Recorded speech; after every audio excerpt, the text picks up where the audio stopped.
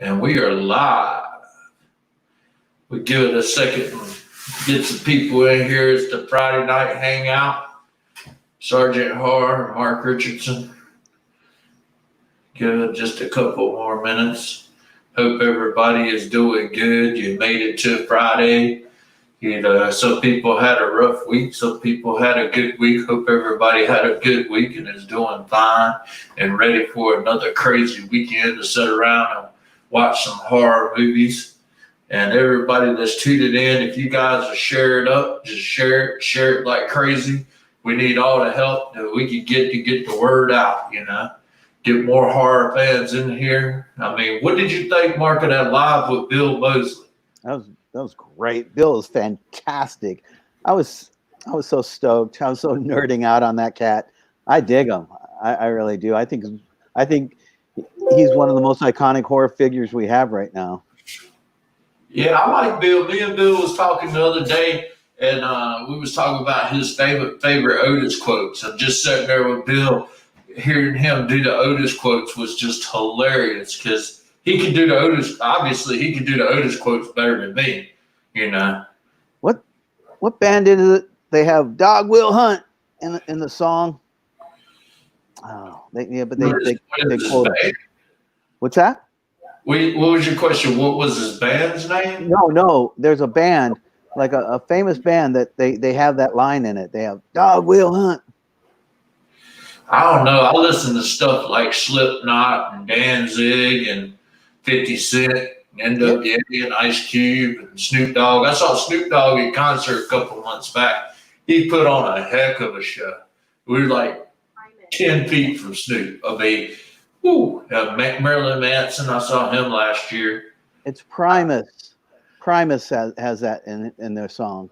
Man, I ain't listened to Primus in years. I forgot about Primus. I wish 9 Inch Nails would tour. I'd love to see 9 Inch Nails. I'd love to see them do a heck of a show. I mean, I love music, and I'm sad because I had tickets front row, well, as front as you could get, the first row right behind the pit to see Slipknot again. I saw them last year. They put on a heck of a show. Hey, James, hope everybody's doing good. He said, hi, Mark from Bob Bowie. Hey, Bob. Is he talking about like Baba Booey, like Howard Stern? No. He's one of my horror iconic guys. Gotcha.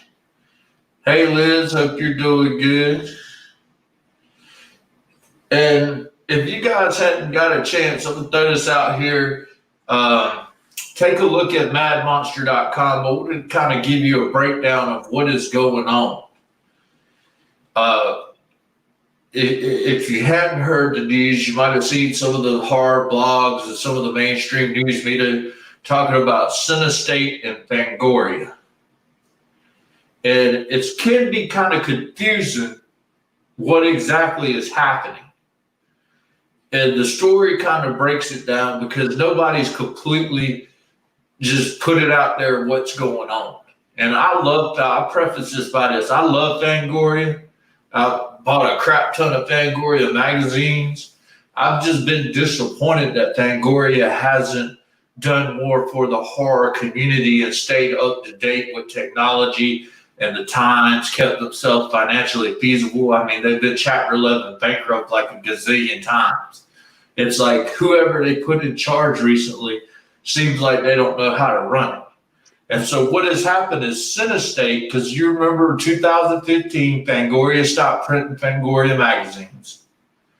They didn't go to online. They just, like, if you go to Fangoria.com, they just have links to other horror blogs. So they don't really produce a lot of content. They just kind of, what I call Huckleberry Finn. They get content from other people, put it on.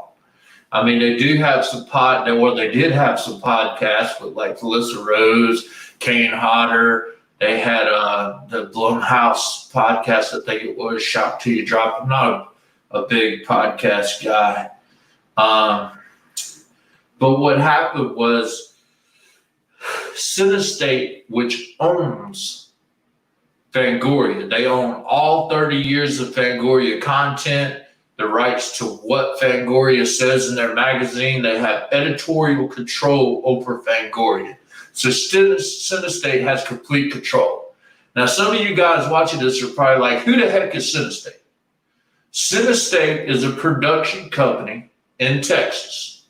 They've done movies like the guy, the president of Cinestate Dallas, he's done like Bone Tomahawk. They did VFW. My favorite one is Satanic Panic was the best thing they did. They did Satanic Panic, and they're trying to use the Fangoria name to get horror fans to buy their movies. And I understand that, but the problem is one of their producers that has 50. He's got 55 credits on IMDb. His name's Adam. Look at madmonster.com. You can see the whole story. He has a history. Allegedly, let's say allegedly, I'm gonna give the guy benefit of the doubt. He allegedly done a lot of crappy stuff. He's been like, they are alleging he's the Weinstein of Cinestate. Of horror movies. Yep, of horror movies. And Adam was arrested on child rape. He was arrested just a couple weeks ago. He did not spend one night in jail. Got a bond of $25,000 and is currently waiting, home on bail, waiting trial. Now, I'm not going to judge his situation because he deserves his day in court, just like everybody else deserves the right to a fair trial. But they don't just come and get you for child rape. That's not something that they just come get you for. There has to be substantive proof for them to come in and press charges against you, arrest you for something that serious. And Cinestate and them didn't do nothing until the Daily Beast come out with an article that shows, in their opinion, that he's the Harvey Weinstein of horror movies and indie horror movies. So they even have audio, which is on madmonster.com, of him in 2014 asking a young actress or a young production assistant, somebody on his set of his movies, to see her panties and to make her have an orgasm. And this audio, it's on the website, it's on the story, I embedded it from the Daily Beast, and it's disgusting. So Fangoria came out and said, we're going on strike. We want people to buy Cinestate. To buy Fangoria. We don't want to be associated with Cinestate. The problem is Cinestate owns Fangoria. They control Fangoria. So Fangoria has to do what Cinestate says. And it's disgusting. And that's why you're reading all these horror icons from Joe Bob Briggs to Kane Hodder to Felissa Rose are all leaving Fangoria because they're controlled by Cinestate. It is just disgusting. Well, it is disgusting, flat out. I come from low budget. I come from Troma and really low budget films. And a lot of the producers on those kind of films did those films because they wanted to pick up on wannabe actresses and have sex with them to give them parts. That was the norm, like in the 80s. Now, this guy's a pedophile, which makes him more of a piece of shit than these other guys. But what about Jeepers Creepers director? The guy did Clown House, which is a great movie. That guy's a pedophile too. There was not much of a outcry because of that cat, and he was molesting young boys left and right. And now he was proven to do that stuff. So, and like Angela said, only $25,000 for rape of a child. Disgusting. It is disgusting. Aaron says we make a lot of sense. So essentially, Fangoria's statement had no teeth to it. So you got this great, very beloved horror magazine. I know you've had 1 million copies of Fangoria. I've had 1 million copies. Fangoria and Gore Zone were 2 of my favorite movies after Famous Monster died out. Yeah. And now Fangoria doesn't even have a convention because nobody wants to do business with Fangoria because they're associated with a production company that employs a producer that since 2014, they've known this producer is asking women inappropriate things on set. Now, I understand there's no reason for a grown ass man to talk to a teenager or underage girl and ask her for sex. There is no damn reason. And this guy did it flippantly, and his crew backed him. They didn't do anything about it.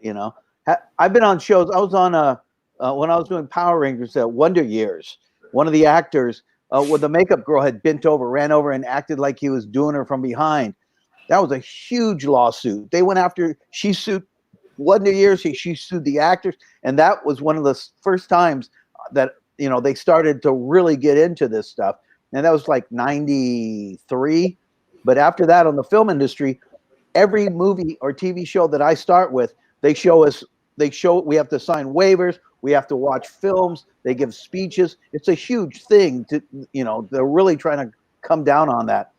But I'm telling you, low budget films, as much as I love them, the biggest POSs are always part of that. These are the guys that are ripping off the actors. David Heavener, I just saw him putting an ad for a film, and I did Outlaw Force with that cat. Never got paid. And at the screening, they did a big screening, didn't even invite none of the actors to the screening. We had to break in to the screening. And I see where he's wanting to do a movie. That guy's going to rip you off. He's a thief. And that exists all the time, so much in low budget films. Now I'm going to take it one step forward, because I'm just an old Marine. I mean, Parris Island, South Carolina, Marine Corps through and through.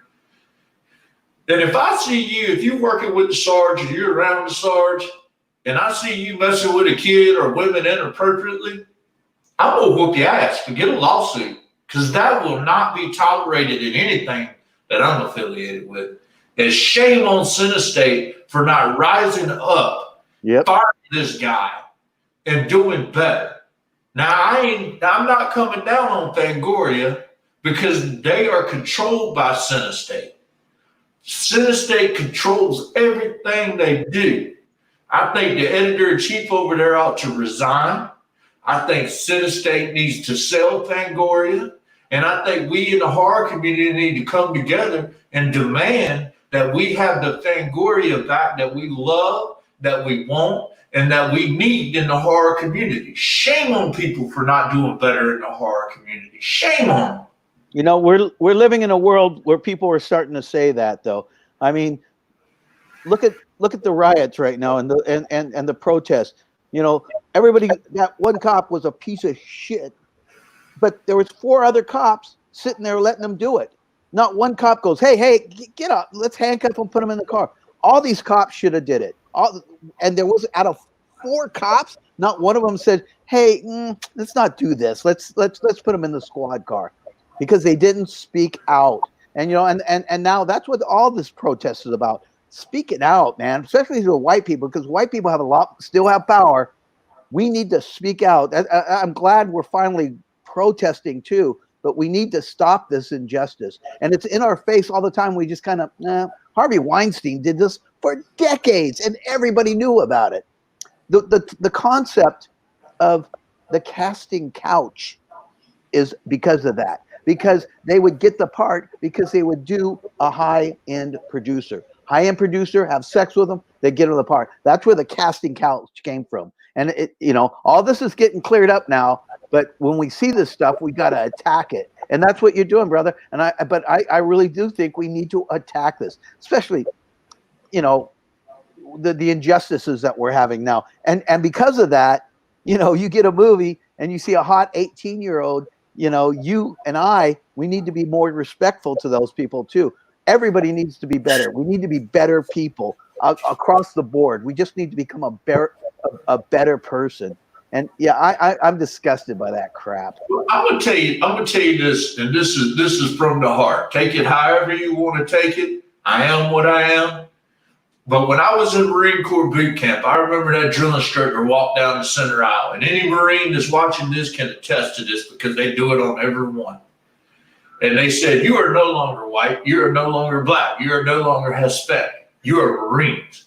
You're dark green and light green. And I've tried to live my life that way. Of course, I've said stuff that's insensitive in the past, because I was ignorant and maybe didn't know that saying something might hurt somebody's feelings.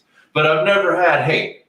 And I think that coming up and looking at yourself in the mirror and saying, hey, what can I do to make myself a better person? I mean, I love horror. I love horror movies. Horror fans get a bad rap because people look over at you and say, what kind of weirdo likes watching Motel Hell with a pig with a chainsaw cutting up people and planting their heads in the field and eating the meat? So we got to strike against us just because we like horror. But there's room in horror community for everybody. But Right. there's not room in the horror community for people that are racist, that display racist behavior consistently, and that don't want to do right. We got to run them out. If they're messing with children and being bigoted towards minorities, they need to go. And it's up to us not to just cancel them out, not to just publicly shame them. We need to educate them. And if they don't learn and they don't ask for forgiveness and they don't show sincere improvement, they need to, I'm boycotting. Get rid of them. Just get rid of them.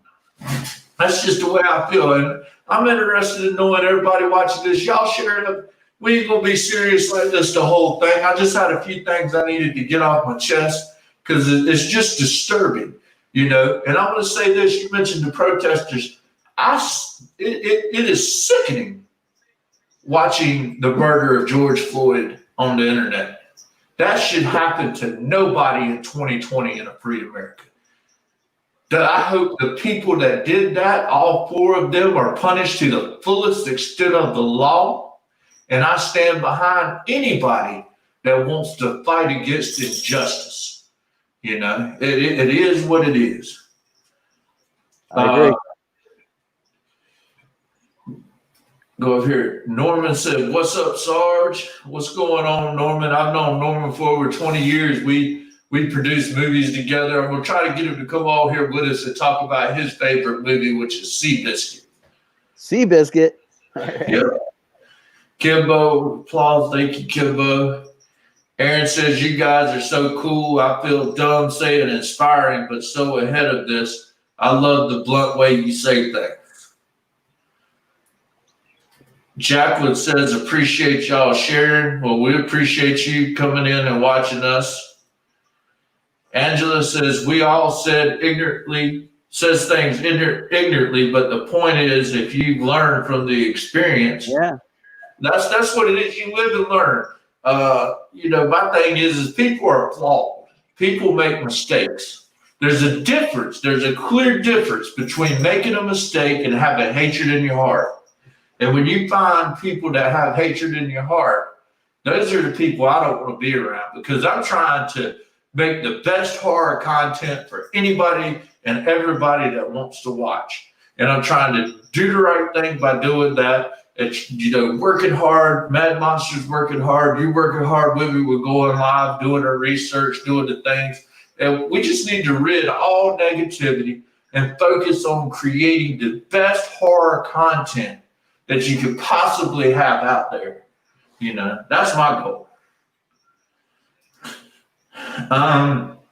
Aaron says, thank you for your continued service. My grandpa was a World War II veteran, other grandpa Navy, and my husband only tours on still Navy. Politics were never an issue, American values. Yeah, I'm not getting political at all. I don't care who people votes for. I just want to be a good people. But Aaron, thank you. If you're still around, thank both of you grandpas. Thank your husband. Service in the military is definitely a sacrifice, especially those guys that were World War II. When we were talking with Bill Mosley and he broke out his grandfather's World War II jacket, that was amazing. Yeah, I love that. He had all kinds of surprises for us. That was badass. Yeah, and those guys, if you ever get a chance, watch HBO's show The Pacific. I told Bill that. I really hope he watches that. That's a great show about the Marines battling in the Pacific. Norman says, Seabiscuit rules. Yeah, that's what I heard. But what's been going on with you this week, Mark? I done went off on my rant and said what I had to say about that. Well, things are getting back to normal. We have movie theaters even going to start opening up here, so that's good. I had my prop sale every Friday.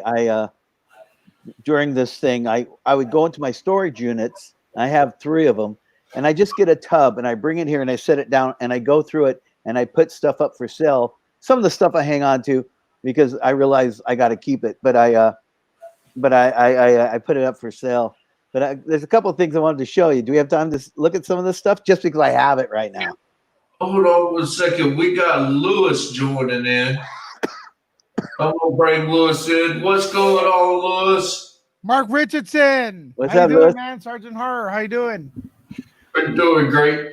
We just been talking about the whole Fangoria thing, Center State, and that douchebag Adam. That I will call him a douchebag. I mean, if you've been charged and been booked for child rape, I'm gonna call you a douchebag. Think I'm wrong? Who we talking about? You know, Center State. Oh, I'm not familiar with the case. Well, what happened is Center State has been employing this guy, and Center State owns Fangoria, and that's why all the horror icons are leaving Fangoria. You know, they don't even have a convention anymore. And you know, we're talking about bad behavior, and I'm glad you joined in because one of the things I'm tired of is big corporations bullying people like us, bullying people like you. And I wish, would you share with us some of your story about what has happened to you this week? Yeah, thanks for him. First of all, I want to thank everyone here at Man Monster for giving me the platform so I can share this. This story could happen to you if you're a small creator, or even I've seen kind of large creators happen.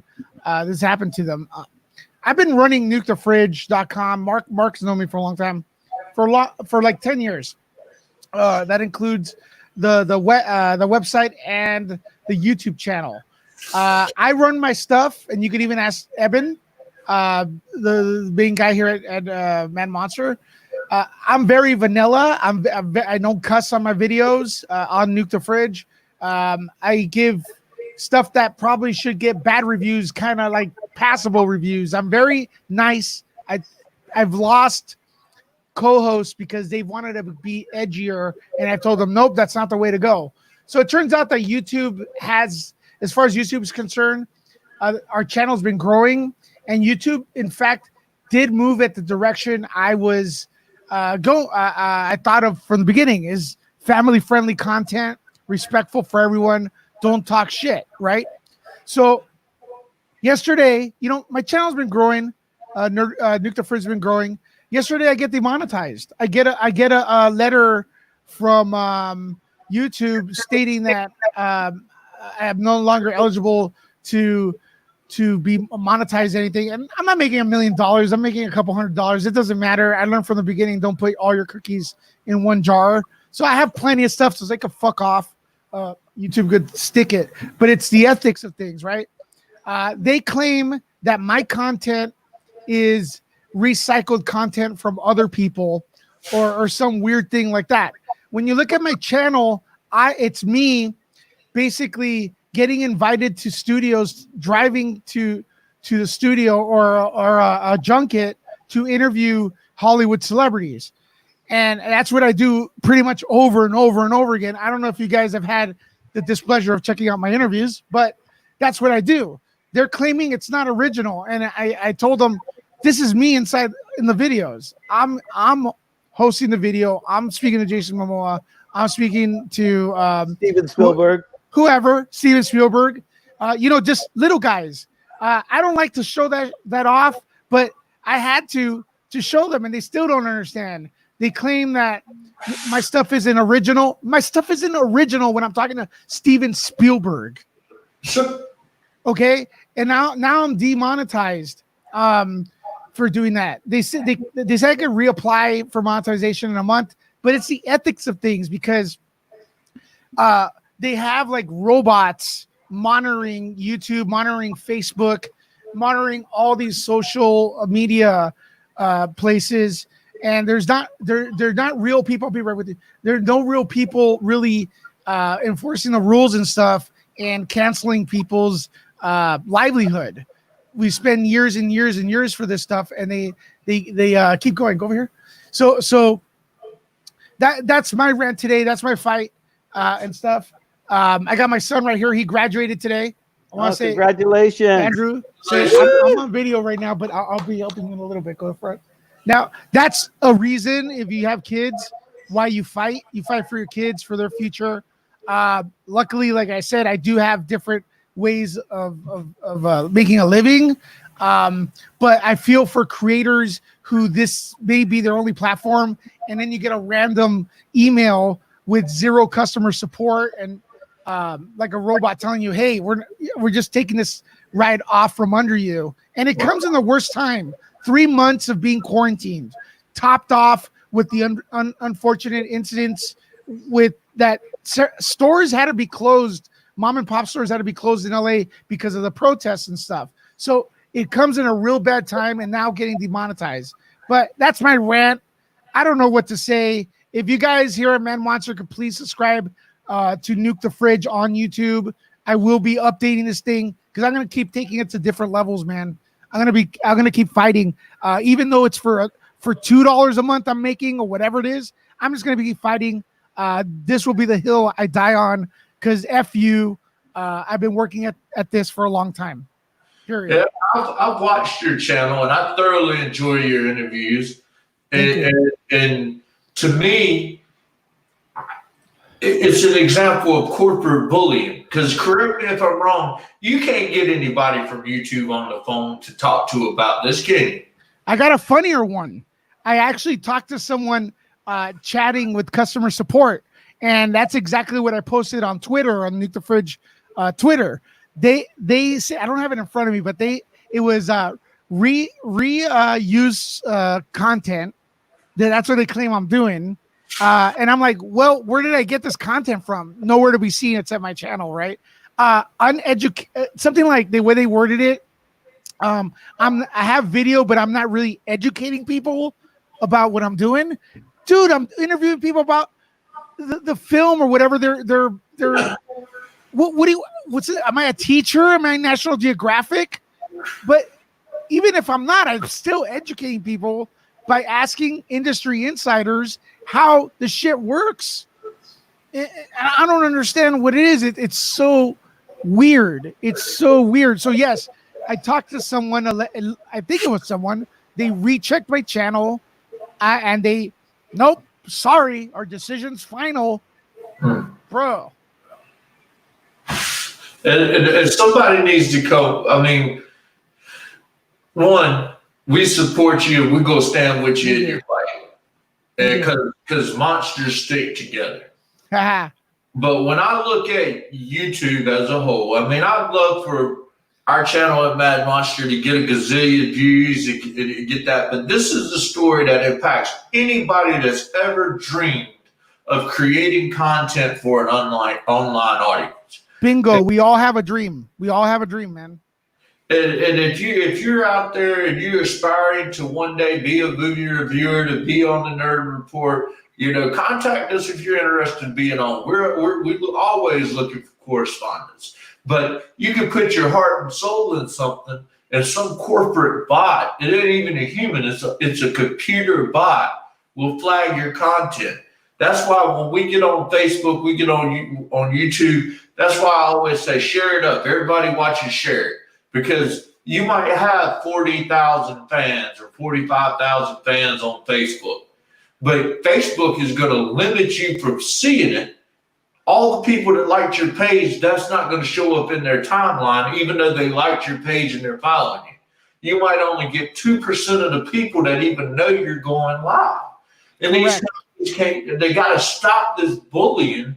And stop bullying people like us and stop playing favorites. I was looking at I looked at your channel today, and I'm riled up today, so I'm just going to try. I'm just calling. Well, let it go, man, because I want Mark Richardson to come in on this, because I know Mark. I've seen Mark when you want him on your side, man. This guy, you don't want him on the opposite side. If you're in a war, you want him on your side, definitely, dude. The guy is awesome. So, Mark, you better start start thinking of some things to say because I know you have a lot to say. But why are you on a rampage, Sergeant? Well, that whole thing with Fangoria and Senate State, and anytime I see children or people being abused, that's the Marine in me. I can't stand for that. But then when I look at your YouTube channel, and then I look at some of the other people's YouTube channel, there's really no difference in the content. But YouTube is playing favorites with their algorithm. And it's ridiculous. It's like they don't believe you can sit down with Steven Spielberg and Jason Momoa. That's what you do. It's me in the video. I'm looking at the camera, and it took us 10 years or more to get there. It's not like it was handed to me. I'm not have an investor with millions of dollars. Mad Monster doesn't have investors with millions of dollars. Everyone here you're watching, ladies and gentlemen, Mark Richardson, everybody, they freaking should be way bigger than what they are. And I'm not saying that because they're my friends, but their stuff is super legit. They're super hard workers, and it takes everyone on our team. Coincidence, I don't know why. We all kind of gravitate to each other, right? We have to work at triple the amount just to prove ourselves. What other people just get given. The stuff gets served on their as a plate on a platter. Speaking of plates, I'm eating cake right now. I'm a little hyper. I'm trying to gain some energy. Cake and coffee because I'm going for round 2 tonight. I'm gonna make another set of videos. They're demonetizing the channel for stuff that I didn't do. I'm sorry. I'm not gonna take the L on this. So what do you think, Mark? Yeah, I saw it today. I mentioned it to him, that this was wrong. I mean, his kind of show is the kind of show that we want. We don't want corporate shows where they're being given money to say, we want you to do this. We want to hear it from, the man on the street. There's no more man on the street than Lewis. Lewis has always been the guy, I'm just curious why, you should do something with celebrities that got Frankenstein and stuff. Maybe you need more celebrities on your channel. We do on Nuke the Fridge. I have 2 channels, by the way. Nerd Report is more like what we're doing right now, where we chat. We do have a podcast. It's more like a channel, Nerd Report, like where we let our hair down because I have a lot of it right here, and just like talk, shoot the poop, and just whatever's on our mind. Nuke the Fridge on YouTube. It's more of legit stuff. I always call it, where I kind of like wear a nice jacket and do the interviews and do the premieres. It's more formal, and there are other websites and news outlets that get invited as well, and they're doing fine. They're getting monetized. I was picked on, and I think for some weird reason, I think that YouTube is looking at me and going, how does that guy get that? And they're actually probably thinking that I'm some kind of maybe CGIing myself into the videos. I mean, it doesn't make sense. It doesn't make sense. Are they going after both your channels? No, just one. The legit, the Nuke the Fridge one. Wow. Yeah, and there I even made a video protesting that you could see that's up right now, and I'm like, dude, all my stuff is original content. Oh, I'm in every, but they claim I'm not. They claim I'm taking it from. I'm sorry, I'm repeating myself because I just don't. I can't get it. I can't get it through my skull, man. It's got to be frustrating because I know you've been working on it for a decade. I've seen people pass me up in a couple days. It's taken me 10 years to get 35,000 subs, and then they just go, click. What? No appeal, nothing. Just call us back in a month. I'm not going to take the month. I didn't do anything wrong. I'm not copying anyone's content. Period. Like I said, I looked at other people. I mean, I name names. Like you look at John Campia, or Campo, or whatever the fuck he is, whatever it is. He's doing the same thing that you're doing on some of their stuff, and they don't demonetize him. But yet he shows up in the algorithm for your stuff. They're playing favorites based on the subs. YouTube is trying to control what you as the fan watches. And they're trying to control channels and make you say certain things in order to go along with their corporate goals. Their horror channels are getting neutered for showing clips of horror films. But yet the same trailer is being put on by the studio and getting monetized. So those trailers are actually being shown by some outlets play the trailer with monetization and they don't get dinged. And then some of them do. Some of them get taken down. I don't know how the hell that works. Favoritism. Yeah. Anyway. Here's another frustrating one everyone should know. You know how like everyone, like not everyone, but a lot of Hollywood studios right now are like doing the right thing and finally acknowledging people of color. Let's see what they do in a month, because this stuff, they put us in the back. I'm sorry, guys. I don't want to pull any kind of race card or anything. They make us work our ass off, triple the time of everybody to give us any kind of access. So believe actions, not words, from movie studios. I'm going to tell you right now, okay? I don't really complain about this until today because it just hit I just peaked today, man. And I'm on some great chocolate cake and coffee. So I just have to say it like it is. It seems like it, man. And I don't want to go that direction, but all this stuff, I get, my Momoa video is basically at several thousand views, which is great. But then like the same studio will probably, not with this situation, but would probably give an outlet with less than half the views and reach the access. It doesn't make sense because it's show business, not show friends, but it seems like a lot of times it's show friends and show business is going the way of the dodo. That's why we're seeing a lot of the PR people, they're failing, and a lot of great shows and movies are not doing well. They're getting canceled or they're not making money because they're not promoting them to the right people. Mad Monster should be with Blumhouse. Blumhouse should be calling Mad Monster every day. Cover this, please. Here's this. By the way, here's an exclusive who's going to play Wolfman, because you guys are a monster horror outlet. They do not even touch me. They don't even talk to me knowing that I'm involved with you guys. What is that? It's the Hollywood politics machine. And I was going to say it, and I'm going to say it right now. It's almost like they don't believe a person of diversity can sit down with Steven Spielberg. I don't know what it is, man. Like me looking at it, because that's the only difference. I don't want to go. I don't want to go there because Mark's known me. I don't want to go there because I've never gone there. But I'm starting to see things that are just like, bro, It's wrong. And this is a time that the studios should be uplifting diverse voices. Right. Like, they're saying they're going to do it. But I want that diversity is great, but we have merit too. It's not, I don't like just to put diverse for diverse. Give the person, a lot of us do have merit. We worked hard. We deserve to be there as well as the other person. That's fair. Don't just bring us up because, our background or whatever, or skin color or anything. I'm not for that personally. But we deserve to be looked at too, equally, I think. Nothing wrong with what I'm saying. No. I mean, we call it like it is. See, a lot of people don't understand. They see Sarge up here, they see Mark up here. We're in the industry.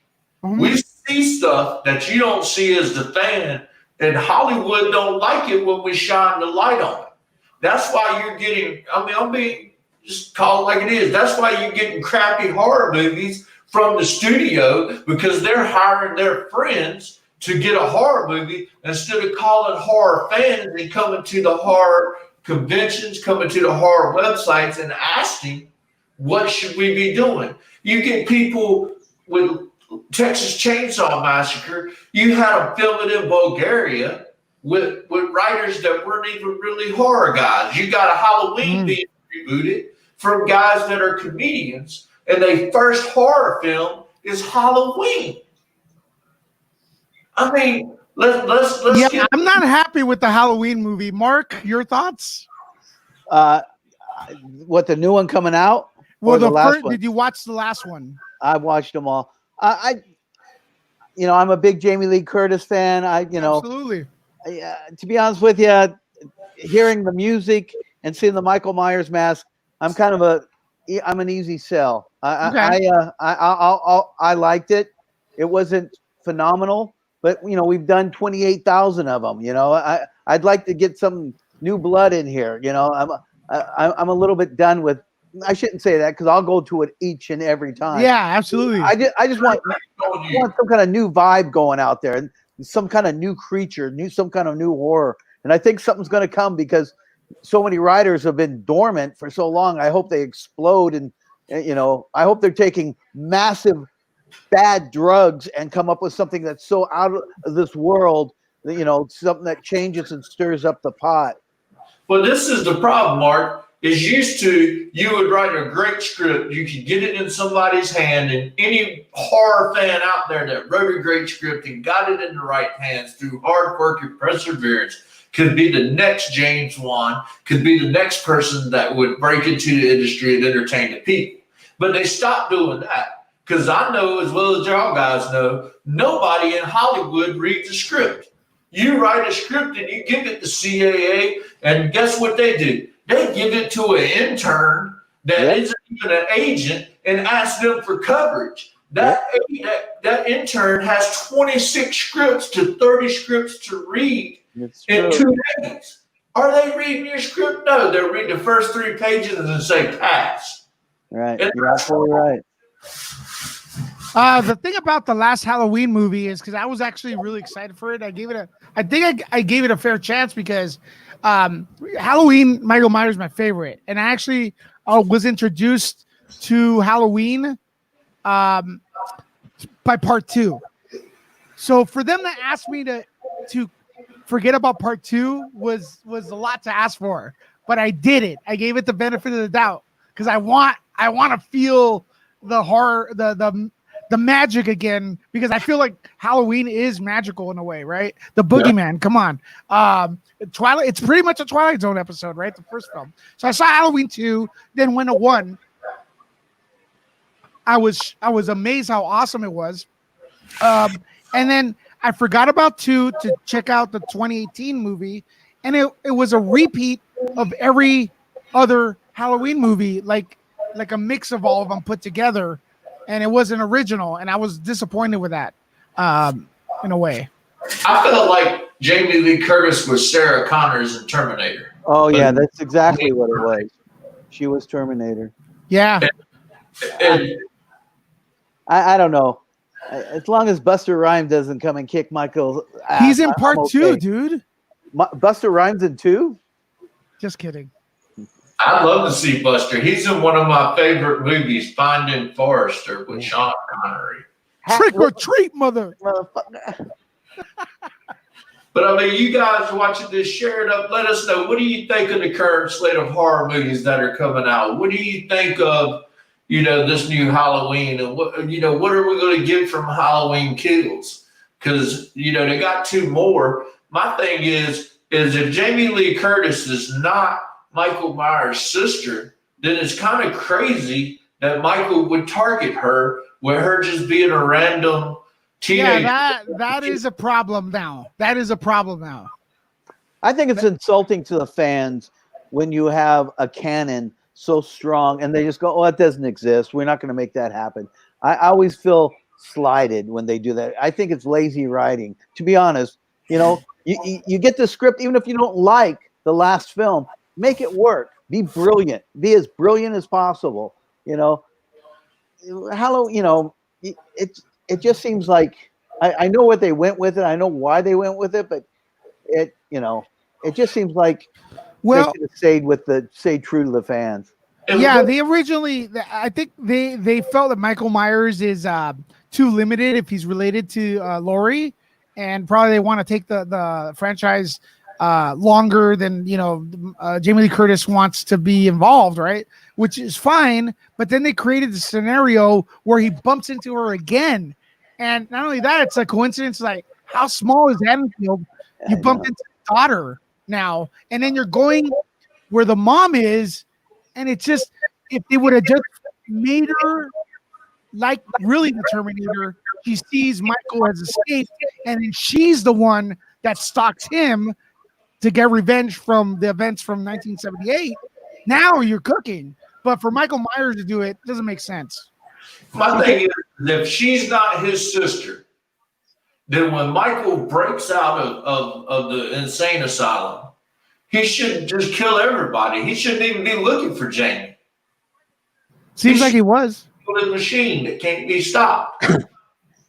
I want to see a Michael Myers, Jason Voorhees, and Freddy Krueger Suicide Squad, where they grab all three of them and they have to take on this like entity, and they throw all three of them in there. And I wanted to let's just fuck up everything. Hey, Angela says, unfortunately, with really unique horror films, The Witch, The Lighthouse, the audience who claims they want unique suddenly throws a hissy fit. I mean, for me, The Witch was too daggone slow. Look, I agree though with Angela here. She's got a major point. The audience always, the fandom is, we gotta own this. We want original content, and then we go and watch Halloween 20 instead, right? So you got to go out and support like kind of the original Alita, right? Alita was, well, it's made on based on a manga, but it's original, in a way. There were a lot of movies that were original that people just didn't go and watch. We want Transformers 20 and Halloween 50 and the return of Jason Voorhees, which is fine, but you got to remember that's why the studio is only giving us what makes money. So, yeah. Well, I sit there with Shudder and switch over a movie, and I don't want to see. I don't want to watch it. I don't want. We need it. We need a new one. We need a new strong movie. That's all. I did watch a good one this week. It was kind of poor timing that they released it, but it's Becky with the guy from the guy that was the UPS driver in that comedy show. I forget his name. He's a comedian, kind of chubby guy. He was the guy from Mall Cop. Huh? Was he the Mall Cop guy? Mall Cop guy. What's his? I can't think of his name. I did Mall Cop 3. I should know. Is it Kevin James? Yeah. Yep. Yeah, he's got a big beard. He plays a Nazi skinhead. Like I said, this is a bad time for them to release a Nazi skinhead movie. But he did a great job as a serious killer type of tough guy character. I think the comedians like Robin Williams did an amazing job as a psycho. Harry Connick Jr. was super psycho. Yeah. That Becky is what it's called. It's got the central character is a young lady, and it's a really unique style. I rented it on Amazon for a couple of months. I got to see this. It's definitely worth it. Kimbo said, it looks like it's a really good one. A lot of comedians are able to if you want to share, do you guys share? You could share this right here. Do you see that? I shared a link. Yeah, right there, Becky, right there. If you guys want to check it out, and nice. I really like the poster they made. I don't know if you can see it, but no, it's great. It looks pretty good. So check that out. Sweet. Support something new. Forget the 5.7 grade it has. Horror always gets screwed with the grades, with the rankings, with the ratings. Yeah, I never trust the IMDb. Like when I review a movie, my thing is that's my take on the movie. What's your take? So I always say, watch the movie and let me know what you think, because that opens a good conversation. You might see something that I might not see, and it creates an environment where we can have a pleasant discussion about things. I wish we could have a pleasant discussion with the way the media is. Let's face it, there's a lot of horror snobs out there. Just because I'm a Rob Zombie guy, these people are, it's the worst movie I've ever seen. I'm never going to watch. But Mark, Shut it up. is. See? I'm telling you, they're, No, but hey, listen, I got to say, when you work with personally, from what I've seen, Rob Zombie's design is amazing. His props and stuff, and that's what you do, of course. I'm not just saying that. It looks great. I just don't like the content. It doesn't work for me. But if people like it, that's fine. I'm not gonna tell you not to like it. The only time I take issue with it is Halloween, because he took so many creative liberties with it. But outside of that, all good. He rednecked it up, which is fine. That's what Rob does. What made me mad about the studios is the one movie that Rob Zombie was born to direct, the Texas Chainsaw Massacre reboot. Yeah. They didn't pick him. They didn't pick him, right? He seemed to be the natural for it. Yeah. Like Kimbo says, Kimbo's comment, he said one of the biggest issues is that there's no original content, so people just try to upgrade it. And as great as their intentions may be, it turns out crappy because they just add better effects and jump scares. They don't better the story, and therein lies the issue. I totally agree with him. Well, what about this? How do you guys feel about this? Because I know you guys might be purists on this. I love Ghostbusters. I love it. I just think some of the effects are really weak. If they went in there and did better effects in Ghostbusters, would you like that or hate it? Do you want me to? I'm a casual Ghostbusters fan, so I'm not super passionate about Ghostbusters. It's one of those things that, like the Goonies for me as well, were like the 80s things that I was like, it's okay. So I can't really answer that. I think that question needs to go to a hardcore Ghostbusters fan. I liked the first one, didn't like the second movie, didn't care about the reboot. That's all I can say as far as that. I'm starting to understand why YouTube is getting rid of you. Yeah, I thought Ghostbusters is one of those films that is hard to touch because it was done very well, even though it's kind of dated.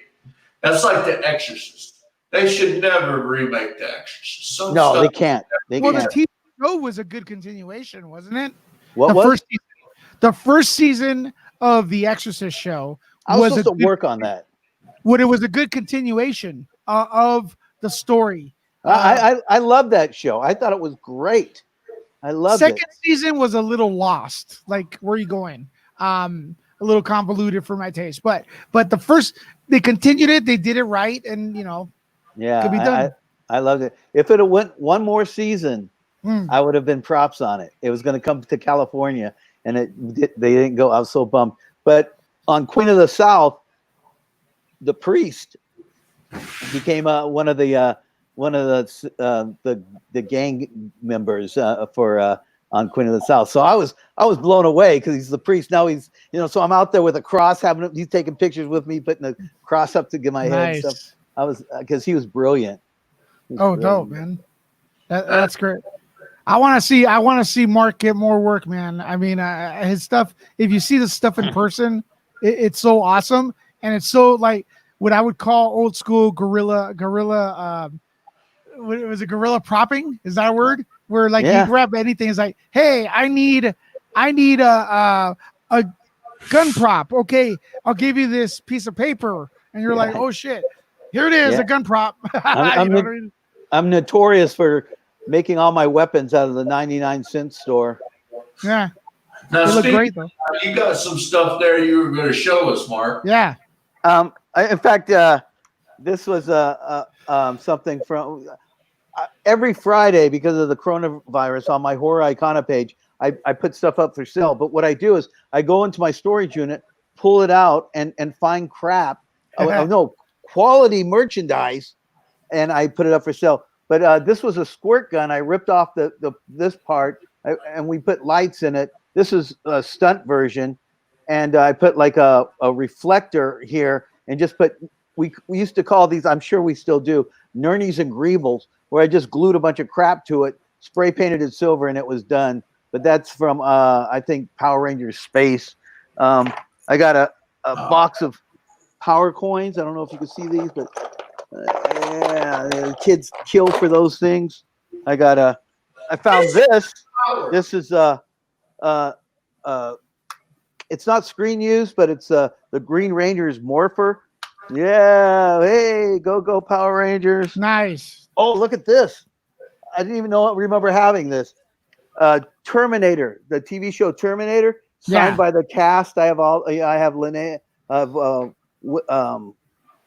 Summers autograph. I have John Connors. Found that. Let me see. I found a script signed by all the original Rangers. Woo! Nice. It's got the Yellow Rangers. I Wow. found. Oh, I got a story for you.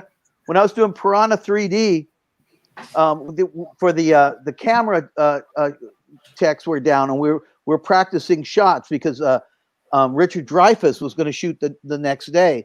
And one of the scenes is Richard Dreyfuss, dressed as Hooper from Jaws, reaches down into the water, and he's got his beer bottles to keep cool, and he pulls out a beer bottle and he drinks it. Well, they had me doing the beer bottle, so I'm reaching in and and I reach in and I pull out the beer bottle, and you know this from Nuke the Fridge. I think they announced it. This is the amity there that he pulls out, but they used my hand. They used it's my hand that they used, but this is the beer bottle that Richard Dreyfuss pulls out. Of course, he gets eaten by a piranha, so there's his hand. So found that. That was cool. Richard Dreyfuss's hand, man. That's awesome.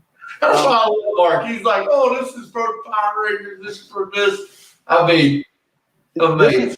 This is Skull's hat, a beret from Power Rangers. I shouldn't rip this off because somebody just bought it for $400. But jeez. What's behind what it was from a TV show called Quantum Leap, and they do I love that show. They do a weird reality show, and there was like this fascist Nazi reality, and everybody has this. And this, it doesn't have SS lightning bolts on it, but it has lightning bolts that look like it. And if you ever watched Power Rangers and you saw Skull with his hat, the reason why there was a question mark on it was because it was covering up these SS signatures, which because it was an Israeli show, I don't think they would have liked Skull running around with that. Let me see. What else did I find? Oh, I found this from Terminator. David said that's awesome. This is from Terminator. Hey, David. This is from Terminator. This is the poster that they hid all the weapons behind, and the Terminators tore the whole room and killed everybody up. But then they realized that all the weapons was behind that poster. Wow. And that's pretty much it. But I thought I'd share that stuff with you guys. Thanks, Mark. Thanks, Mark. Liz said, I loved Power Rangers as a kid. My best friend when I lived in California, his dad knew one of Jason David Frank's bodyguards. Long story short, I got a pic of JDF as the White Ranger surrounded by his guards, but lost it since. I'll give you one. I'll get you one. You want a signed one? I got a whole box of them. We need to get some of the Rangers on here. Now I'm not explain. Some people watching this might not understand the power coins. Right. How were those used? Well, they were used in their morphers and on their belt buckles. They had this on their belt buckles, and they all had their own coin in it. And like this one, so Green Rangers, but they all had each season they had a coin that changed. There's Billy the Blue Rangers. You see there. Oh, here's a rare one, the White Ranger. Wow. But that was first season. We also, the Zords had like these crystals, and we had the power coins on the crystal, and that would work their Zords. I remember one day we were in Santa Clarita, and by this time they would put MMPR signs that when we were filming, and so people got hip to it, so they knew the Power Rangers were filming somewhere, so they'd bring their kids. And I'd be on walkie, and there'd be like 15 little kids standing there, behind our line, do not cross line and stuff. And I'll be on the walkie going, okay, we got a spot here for the Zords. We need to fly them in. Yeah, okay. Can we get the Dragon Zord to come in now, please? And you see these kids going, just standing there waiting. And I'd walk away, and I'd go have lunch or something. I'd come back and the kids were still waiting for the Zords to come in. I love that show. That's awesome, man. People love that. A lot of people like those. It seems like now. Did you make the Zords? Hell no, all that stuff came from Japan. Wow. Yeah, when you watch, If I buy one of those coins and buckles, right, uh-huh. and I put it on me, will Sergeant Horror turn into a Power Ranger? That'd be fantastic. That'd be fantastic. I wonder what you would look like as a Power. I think it'd be. I think it would go evil. Unfortunately, the Green Ranger was evil at first. I think you're gonna be working for Rita or Lord Zed. In fact, Be a camouflage, have Tiger Strike camouflage Ranger, you see, in fact, that's me as Lord Zed in Turbo, sleeping. You were Lord Zed. I was Lord Zed in Turbo. All I had to do was sleep. There's me with my hippie hair. Let me see if I see it. Getting the shit beat out of me by the Power Rangers. Dang. Hippied out. That's me as Serpicon. I was that monster. I was the voice. I honestly believe I was the first ever to say booyah. I said booyah as that monster. I want to think that. We got to have a special Nuke the Fridge, Nerd Report, Bad Monster Joint, Power Rangers live. I'd love to get some of the Rangers there. I mean, I could reach out. Maybe I can get. They're on my Facebook and say, hey. We can do when we have that Morphicon. We have that every once in a while. I could talk to Scott because I'm the one that talked him into doing it. Now he makes a living off it. But at Frankenson, I told him to do it at Frankenson. That's where it all started. But now, we could do it there. What's that? What is Frankenson? You want to take that, Lewis? Oh yeah. Well, look, the name is kind of like throws you off a little bit, but picture like it's a small Comic-Con that happens 3 times a week now, free parking, free admission, and with a lot of mom and pop stores selling. Mark's been there with the props. I sold a lot. People have made lots of money off. I wish I could go back and buy all the stuff that I sold there. What's the address? Because they've always hooked me up. What's the address, Lewis? Oh, hold on a second. Let me get that because we're on Gale. I want to get the right one. I don't want to give you the wrong one, but we're now. You could Google it. We just moved. You get a lot of cool horror statues and monster stuff. Great comic books. It's 17835 Gale Avenue, City of Industry, 91748. And the best thing you do is probably just Google it when you're in California. Yeah. Frank and Sons. Party with you guys. Yep. We'll go get boxers at the club. Are you going to be in Arizona? At Arizona. If it's a Mad Monster, I'm there. Oh, really? Cool. That's what Sergeant Horror does. If it's a party, I'm there. So you will be at Let's do some kind of panel. Let's do a panel at Mad Monster. Let's do something. Will you be there, Sergeant Horror and Mark? Yeah. I'm there. I'll be. Even if I'm working, I usually show up on Saturday. Going live to everybody. I hope we should have a live booth. Yeah, let's do it. Liz said, "Buy the white one, Sarge." She said, "I had Power Ranger collector pogs. I never used them; just kept them in plastic." Speaking of Jason Frank, I had PogCon. In fact, I have them over here somewhere. Jason Frank and I were going to do some White Ranger pogs that were unlicensed. And so I made all these I took a photo. We made thousands of these pogs, and then he freaked. And so we had to hide them. But now I think they're legal. I mean, no one cares anymore. But back then he freaked out because he was afraid he was going to get fired. So I ended up with boxes and boxes of White Ranger pog. Let me see this. Here it is. Unlicensed White Ranger pog. Bootleg pogs. Right there. Look at that. I'll take 5. You got it, buddy. I'll take some too. Just let me know how much they are. I got you. I'll hook it up, but I hope it shows up. It sends you stuff and it doesn't show up. Yeah, we in the country a little bit. I mentioned I watched Becky this week. I've been watching Becky. I watch, of course, What We Do in the Shadows. I love Good. that. I'm Hulu. glad. I love that. What have you guys been watching this week? I actually received the 40th year anniversary Blu-ray copy steel case for Friday the 13th. Wow. And I watched that last night. And there's no difference between what we've seen before, except It's in a blue case. It's a metal case. That's cool. no, well, I had it gave me an excuse to rewatch the film, and man, have those films evolved? Did they evolve? Right? They're You said Friday the 13th, correct? correct. Kevin Bacon, everyone in there. Now, I've always wondered, Yeah, what would happen if Pamela didn't get killed at the end and she came back with Jason and it was a mother-son killing machine team? I think that would have been an interesting take. I think Jason was possessing Pamela, putting the stuff in her mind. Kill her, mommy. Get her, mommy. That was Jason using his powers somehow.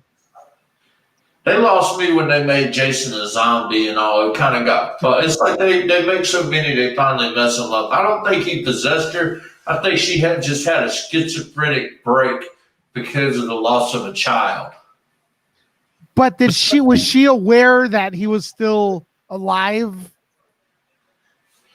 He's not alive. He's supernatural. When they made that, they didn't add Jason in there until the last minute. Yeah, but Jason's supernatural. Yeah. That's okay. You chop him up, he comes back to life. That's supernatural. That's the reason why I always say, who would win between Jason and Michael Myers? Jason's supernatural. I don't know if Michael Myers is. I think he's just so evil. That Myers wins. Huh? You know why? Why? Because I feel like the first film was a Twilight Zone film, and it's a one-off. It's really telling you the story of the boogeyman. And that's why there's always this, like, he's crazy, and that's why he has a strength, but he drives. So he has that supernatural edge. And at the end, they're like, is that the boogeyman? Sometimes Jamie Lee Curtis will be looking out the window. He's there, and then she blinks. He's not there. But it's like, is he there or is he not there? And then at the end of the film, she goes, was that the boogeyman? And Loomis is like, as a matter of fact, it was. But then he looks outside, and the look in his face is like, I knew this guy was going to get up and leave. You know what I mean? Like, he had this look like, I knew it. And then at the end of the movie, they specifically show you, or they show you with his breathing and all the scenes that now he's everywhere. Like he mutated into even more powerful, like Obi-Wan. Strike him down, he becomes more powerful than you could possibly imagine. Except this time, Michael Myers did it. Wow. You like that, huh? Right? Is that good? Yeah, it's good. Michael Myers, a Jedi. Matt says, Lewis, I'm wearing that Superman shirt now. Glows in the dark, hey? This one doesn't glow in the dark, but hold your family crest with pride. It's a symbol of hope. So hold it with pride. Kal-El. I don't know what to say after that. Vicky says, good evening from Independence, Missouri. Good evening, Vicky. Thank you for tuning in. Angela, go ahead. Sorry. I'm actually really happy to see everyone chatting here. The community here growing with the channel since last time I was here. So, like, everyone, please keep that up. Press like wherever you're at and keep sharing. And do your part. Subscribe to the I was gonna say nerd report, but subscribe to Man Monster on YouTube. Grow that community over there as well.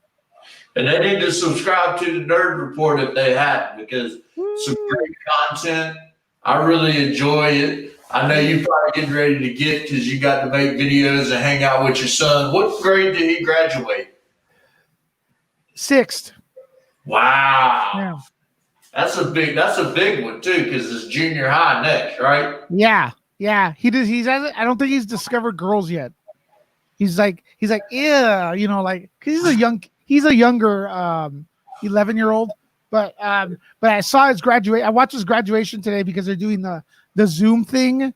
And I see, like, I know why they have to like bring him into another school, because some of the kids look way older than the other kids. You know what I mean? Like, some of the little boys look like they're in their late teens, and then my son looks like he's like a little kid. You know, his face is all baby looking and stuff like that. So they grow fast.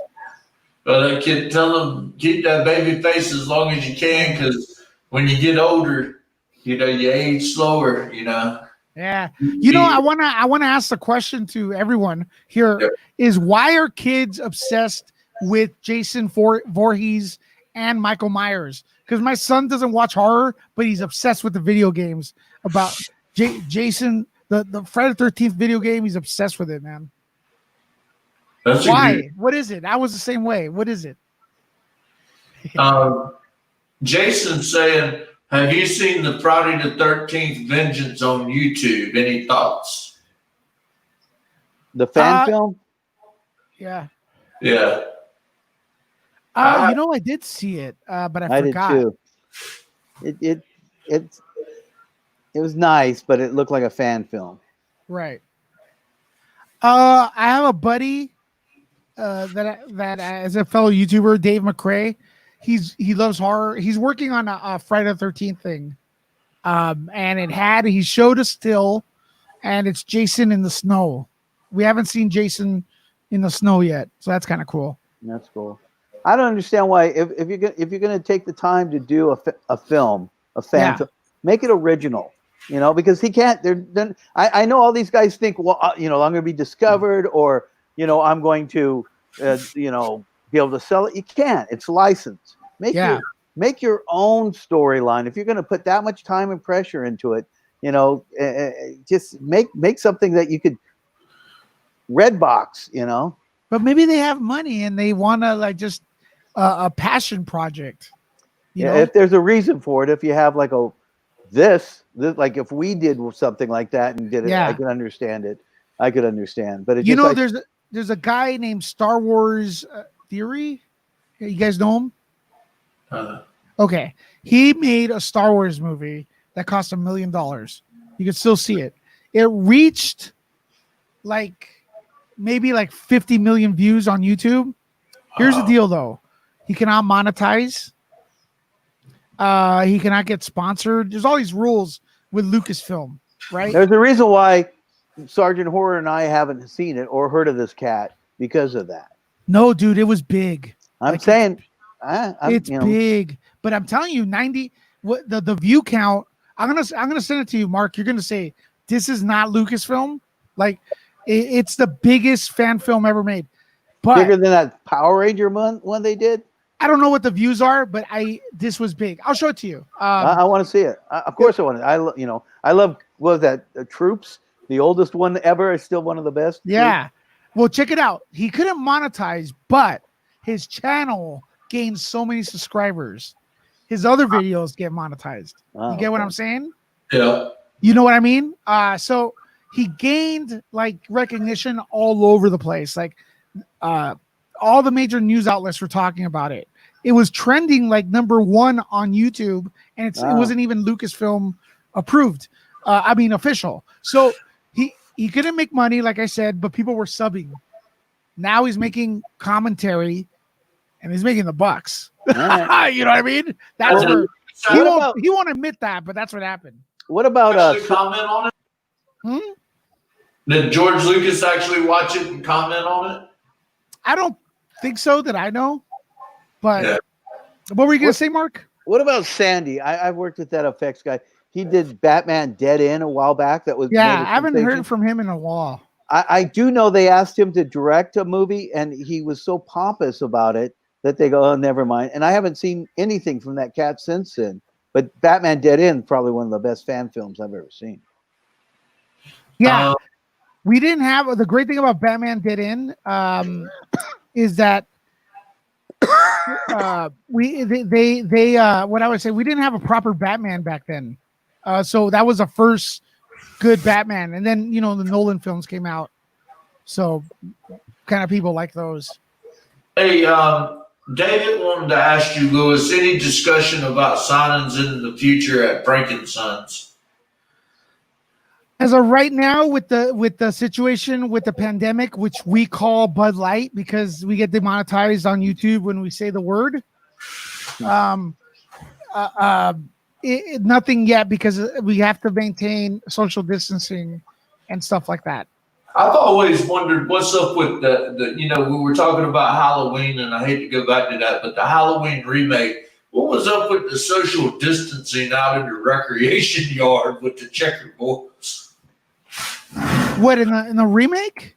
Yeah, when he goes out there and holds the mask up and everybody's like socially distanced, tied to like checkers. I think it's because they assault each other because they're loonies. I guess, I'm not sure.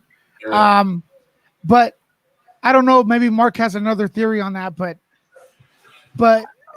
what was weird is that they're trying to say that Michael Myers is not supernatural in the reboot, but he's showing a lot of supernatural tendencies, like controlling the inmates with his mind, getting hit by cars and walking like nothing happened and stuff like that. So I don't know what they were doing with that. So what would be cool is maybe Michael Myers is possessed by a demon, like on the TV show Supernatural. Well, that's when. And when you kill him, he goes into another body. Well, the thing is, Michael Myers, they try to explain him in Halloween 6. You remember that? Yeah. Halloween 666. Yep.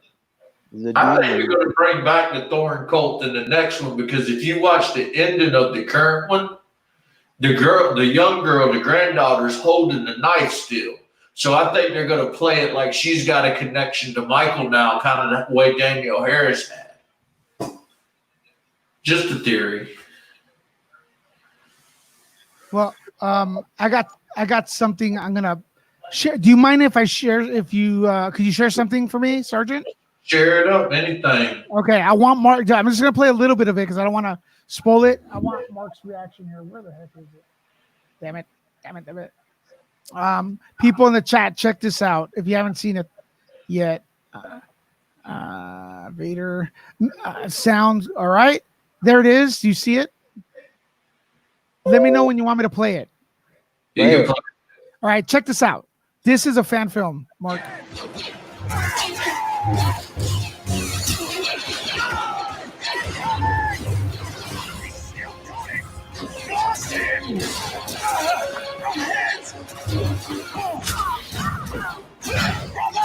Reinforcements coming!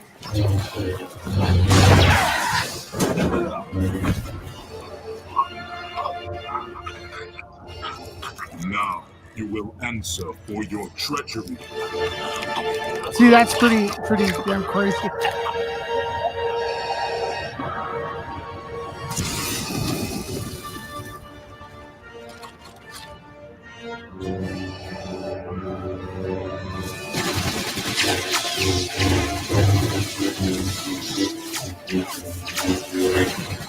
So that I'm just going to show you part of it because I want you to enjoy it without any, at home. But yeah, that's just part of the effects. It's crazy, bro. The guy spent a lot of money. That's crazy. Was the stormtrooper shooting at Darth Vader?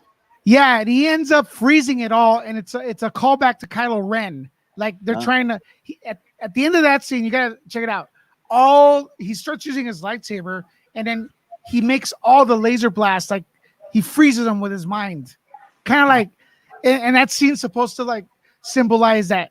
Yeah, Kylo Ren froze one laser blast, but I'm Vader. I'm freezing like 100 of them. So it's pretty cool. My problem with these type of fan films is really good effects, brilliant for a fan film. It's still a fan film. That's great. I can't believe a fan did that. Right. And it's a fan film. Kind of money, I'd go out and make like 2 horror movies. Yeah, I know. The problem I have with the fan films is, especially the Star Wars ones, is that they keep repeating the incidents and dialogue that happen in the movies. Yeah. You get what I mean? It's like, I find your lack of faith disturbing. Yeah. It's like, is that all Vader says? Yeah. Like, so that's what I have a problem. And that one kind of. But I does that did. It was impressive. I was really impressed. I like it. I'd want to see that. Yeah, it's had good production quality, definitely. Oh but yeah. it's like talking about you put a money in something like that. You know, it's hard to get money back out of it. I mean, heck, it's hard to get money out of an original movie this day and age with the way everything's going. But we've been on for a while. I was going to throw it to you, Mark and Lewis. Any last words today? Mark? No, I just want good luck with all that, Lewis. I think that's fucked that they would do that to you. And something tells me it's just the way the world is right now. That I think things are going to open up, and then there might be. It seems like everybody's cleaning house right now. Everybody's taking the radio stations are getting rid of like their morning shows, and they're cleaning house. And I think they're going to realize, no, this is not the way to go. Definitely not the way to go to get rid of anything like you have that's that's original and it's from the community. That's gold, and they should never F with that, because your voice is the voice of the people, Thanks, man. Sorry, I didn't mean to get, but you know what I'm saying, brother. And I honestly believe that good things will come from it, but I think there's something going on where they're cleaning or changing, and it's going to be a new restriction. But I think once you show the decade of work that you've put into it, they're going to, welcome you with open arms. Yeah, it may be, in fact, it may be a knee-jerk reaction, trying to I may be like a casualty of war, and then maybe I could prove that the channel is worthy of being monetized because I didn't break any rules. But I just think I'm gonna still take the fight and let it be known. Right now on Twitter, there's a lot of people, and I feel very humbled that are rallying towards with me with Nuke the Fridge and stuff like that, which is I've never seen that before, because I've always thought, what if I need help from my community? Will they back me up? And I've never needed it, but I kind of do right now, and they have come to back me up. And that cool. is amazing. That is worth, if they tell me you can never be monetized again, I'll be like, it's fine. I have friends. Peace. Yeah. And I want to encourage everybody to subscribe to Nuke the Fridge, the Nerd Report, and follow Lewis if you hadn't. If you notice, he nerdies things up everywhere he goes. Quality content, great commentation. You talk about the community. When I needed advice on how to get things started and going on some of the things with Mad Monster, he would have stepped up and helped out Mad Monster so much, and it is totally appreciated. YouTube is wrong. They're silencing diverse voices. I'll go as far as saying it's racist as heck that they're insinuating that a person that is diverse cannot sit down with Steven Spielberg and produce content. And we need to stand up against these corporations, rally as a community behind Lewis, who is one of the great help to us at Mad Monster, and stick together, and we'll prevail. One way or the other, we're going to all come back as a community stronger, better, and we're going to if we stick together, we can make things happen and make things change, and we can see the horror community, the nerd community that we deserve as fans. But we definitely appreciate you guys. We appreciate everybody watching. Hit that like button, subscribe to the Nerd Report, subscribe to Nuke the Fridge, check out Mark Sales on Horror Icona, and we're going to keep going live as long as you guys keep watching, and we appreciate you. Hope everybody has a great weekend, and we'll see you soon. Woo, that was the Boogeyman.